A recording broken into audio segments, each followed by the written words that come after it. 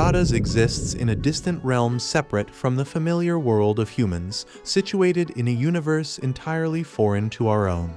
The origin of the planet remains a mystery, as it is not documented in any historical records and is unknown to all inhabitants of this world.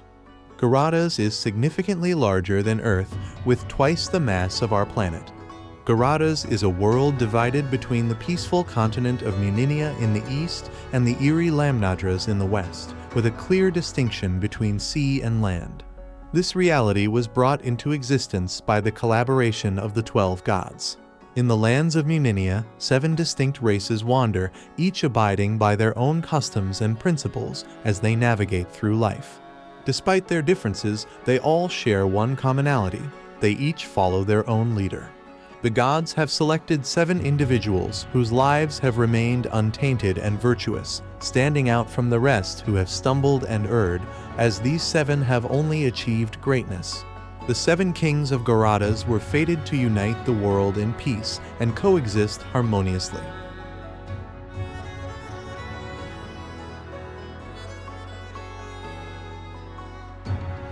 In the realm of Garadas, 12 united gods created a world of perfect balance and purity, where man and nature coexisted harmoniously. They meticulously designed and sculpted the lands to reflect their vision, giving birth to a new era of life and beauty. The 12 individuals were each distinct, with their own set of qualities and traits. They would give rise to the 7 races, fated to inhabit the world of Garadas indefinitely. The continent of Muninia is vast and diverse, home to a multitude of climates and terrains where different races such as the Illuminar, Elenar, and Dunnar once roamed before humans, elves, dwarves, and Haldar arrived.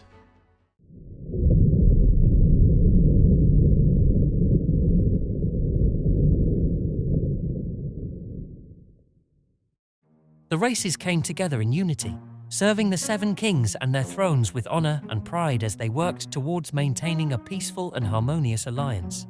The north of Muninia is characterized by vast snowy landscapes, towering mountains, and expansive flat plains, home to the Dunnar or dwarves. It is the largest region in Muninia. The Dunnar is a very stubborn flock of creatures, only living inside mountain halls and not leaving for any reason other than trade or commerce. They are shorter, thicker, but stronger than the other races, living longer lives, but in smaller numbers. Western Muninia is primarily made up of grasslands, with a few remarkable mountain ranges scattered throughout. These lands are inhabited by the Illuminar, or the humans, and governed by a revered king.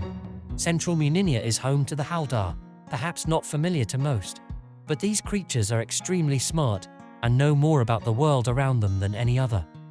They are also very obsessed with gold, though this varies between kinds. The Haldar are small creatures, nestled in small houses deep in the forests. Their love of wealth combined with the nature around them makes them extraordinary compared to the other races. The Elenar, or the elves, have decided to begin their lives in the southeastern part of the continent, living in great forests, tall mountains, and peaceful landscapes. They are like expected, tall beings with long hair, though not very kind of outsiders and not likely to show themselves anywhere but their home. They cling to their homes and seldom leave, but once they do, it won't be for any good reason other than war.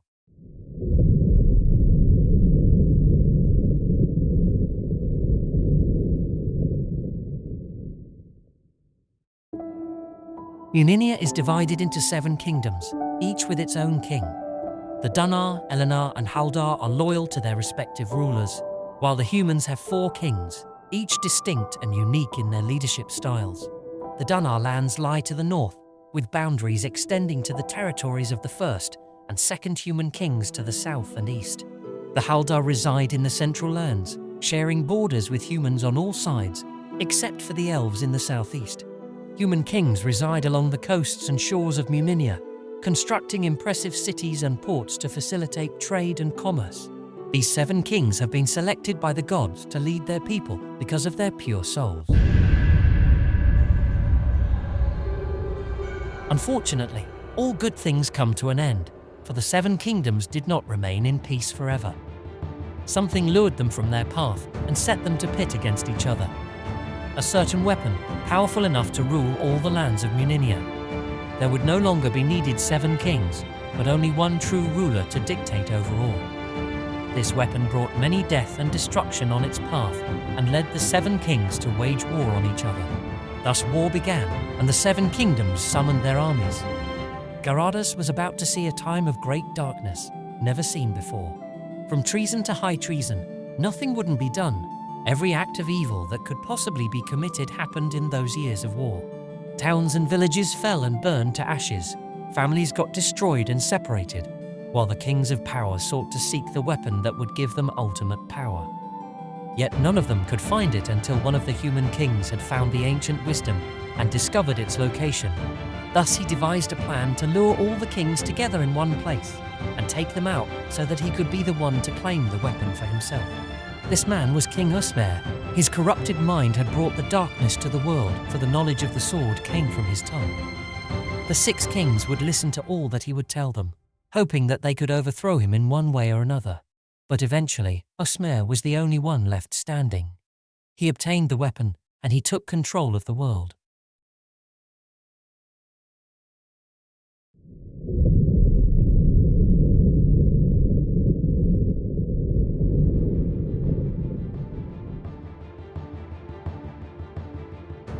Usmer quickly became emperor of all the civilizations in Menouer, ruling them with pride and honor in his first years as supreme emperor of the empire. His empire grew larger and larger, expanding towns into cities and cities into metropolises. All followed his word, at least long enough for him to start the creation of a new city in the olden dwarven kingdom. Here he would build his new home, just outside of the mountain halls of its former king. This city would quickly be known as the largest city ever built in history, but it came with a toll. The emperor did not treat his workers with fairness and dignity. He used them as slaves to construct him his home, while he would sit and wait for it to finish. The power that his weapon would grant him grew to his head. The idea of being able to demand anything from anyone at all in the entire empire gave him too much control. He would order the building of statues of himself to immortalize his presence.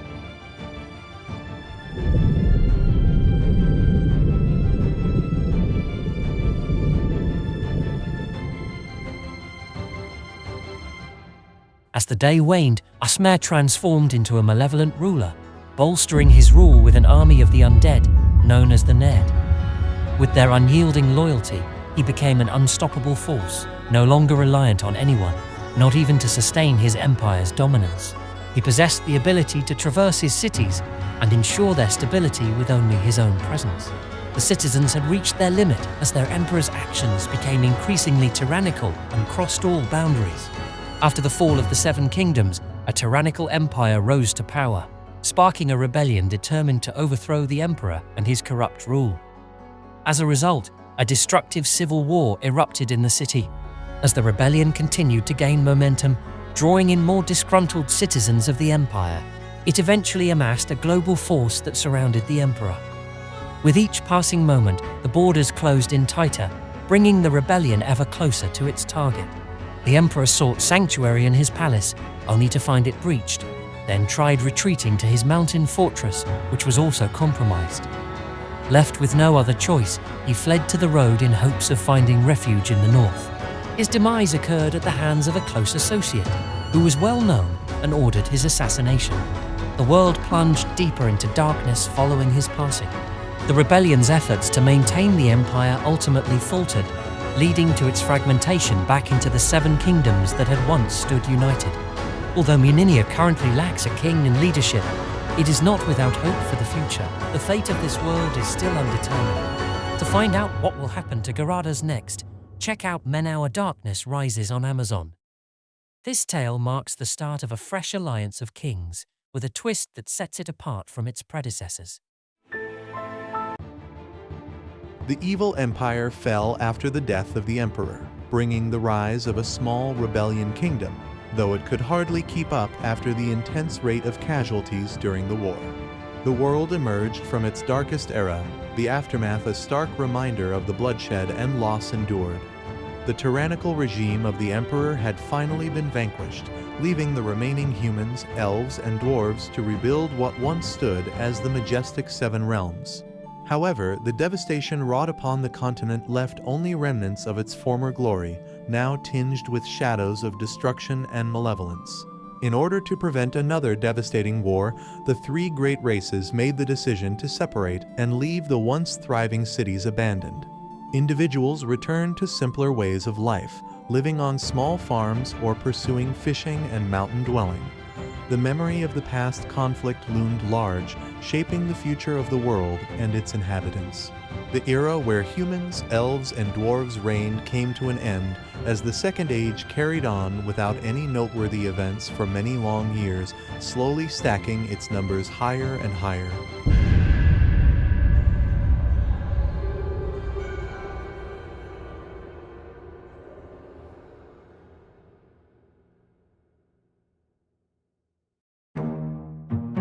In the distant west lies a mysterious continent unknown to many in Menouer. It is a place consumed by darkness, where dangerous lands are home to eerie creatures.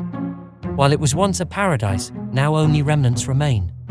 The 12 gods of Garadas once battled fiercely in the lands of Lamnadras, leaving behind a legacy of destruction. After a prolonged battle, the once beautiful land lay in ruins. Millennia later, life has gradually returned to the now desolate region. The collapse of the Menouer Empire had led refugees to seek sanctuary in the uncharted lands of Lamnadras. The followers of the tyrant Emperor Osmer were not allied with the others, instead choosing to seek refuge across the seas to avoid their inevitable demise. It appeared to be a desperate attempt to save their cult from destruction. The remaining survivors, dubbed the last Menouerians, were tainted by the hatred and corruption that had characterized Osmer's rule. Despite their lack of virtue, they had managed to outlive their leaders, now abandoned and feeble. Despite facing years of hardship and struggle, they eventually overcame their inner demons and persevered, giving rise to a new generation of Menouerians in the lands of Lamnadras. This marked the beginning of their promising future in their newfound homeland. A kingdom emerged under the rule of a wealthy and charming queen whose true intentions were far from noble. Despite her charismatic facade, she was selfish and greedy, surpassing even the notorious Osmer in malevolence. The queen cruelly punished her subjects for minor transgressions, deriving pleasure from their suffering by publicly humiliating and even executing them. She ruled with a harsh iron fist, but to her dismay, the people despised her tyrannical ways. As the city grew in size, the population outnumbered the ruling class, leading to a brutal civil war. The queen mercilessly crushed the rebellion, ordering the execution of prisoners and randomly hanging civilians for any perceived slight. Her reign of terror only fueled the flames of dissent within her own kingdom. The kingdom was fed up with her words and forced her to take refuge in her castle. Once she was trapped inside with her people surrounding her, they stormed the castle and set it on fire. The evil queen's tyrannical reign over the Menouerians ended with her demise, leaving the once desperate empire in ruins. The tyrants of the world were believed to have lost all hope with her downfall. A new monarchy emerged, christening themselves Menouer, a name symbolizing the birth of a vibrant civilization. Nobody in Menouer had any knowledge of the new kingdom in the west because they were unaware of the happenings in Lamnadras. The kingdom has witnessed the unexpected ascension of Cain, a king of mysterious origins who named himself as the ruler after the passing of the queen. Known as Cain, son of fire, his rapid rise to power remains unparalleled as he takes his place as the new monarch of Menouer. He commissioned the construction of a grand city centered around a lavish palace where he could govern his realm with authority. Yet he chose to use his influence for benevolence rather than exploitation. His efforts improved the lives of his subjects, enhancing their living standards and diet.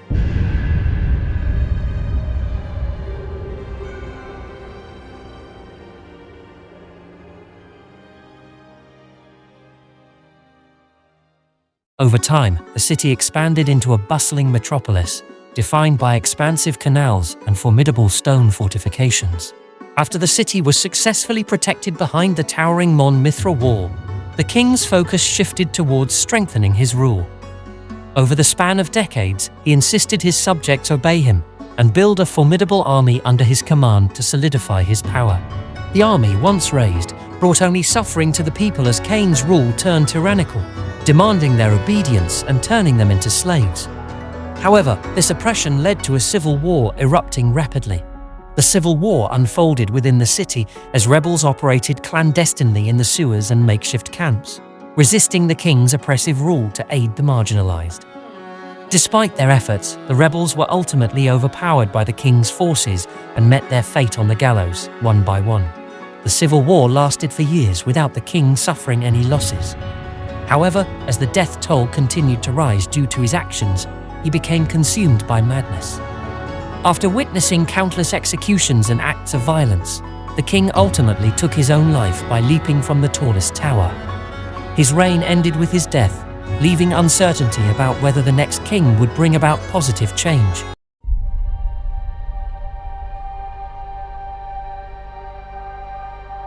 In the ancient world of Garadas during the Second Age, 7 kings were tasked by the gods to safeguard the 7 realms of Menouer and its civilizations. Each king possessed a divine power of leadership and purity, symbolized by an invincible heart. Their shared destiny was to bring peace and unity to the land, serving as pillars of harmony among the people of Garadas. The 7 kingdoms had a history of unity, yet underlying tensions persisted among the people. Despite their allegiance, the memories of the past still lingered from the first age of the world. The Dun'ar were known for their greed and reluctance to share with outsiders, except for participating in trade with other kings. While the Dwarven king held great respect for his peers, he was hesitant to reveal the happenings within his realm, as they were still coming to terms with the events of the First Age. The human king, residing in the southern Dun'ar kingdom of Elema, had repeatedly offended the Dwarven king for his perceived ignorance. Known as Usmer, he was the king of men and the ruler of Westgard Kingdom. Despite ruling with dignity and honor, King Usmer showed a lack of respect for other races, often scolding them for their customs post the Great War.